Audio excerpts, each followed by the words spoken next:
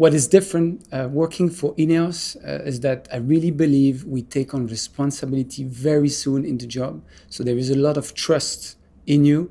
And I think that this is highly rewarding because the learning curve is really high and you learn a lot and people trust you. I also got to work on a project from start to finish, so what we call cradle to grave, from design from the beginning to seeing it installed.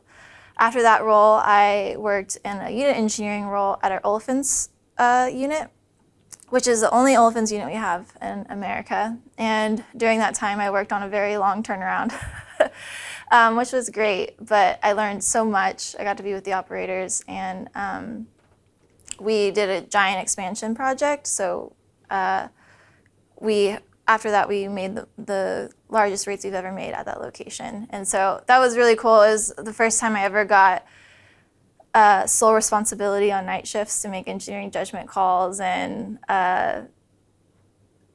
just make quick decisions that you don't always get the opportunity with when everybody is there on day shift. So it gave me a lot of confidence and sense of responsibility to be able to solve problems and direct and encourage people to complete a job in a timely fashion. So I very early on looked at all the different graduate jobs, and I wasn't wedded to a particular industry, but I wanted a job where I'd have a lot of responsibility and I could develop the role into what I wanted it to be. And there was a future for myself at the company, which is what I saw with Ineos.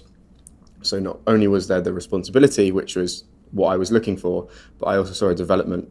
So it wasn't just an individual role, but there was those 3 placements or those 2 placements, each being 2 years long. So you don't just do a job for example, 3 or 6 months and you've just learned it and then you move on. But it was an actual chance to do a role, learn the role and develop into it and grow within it.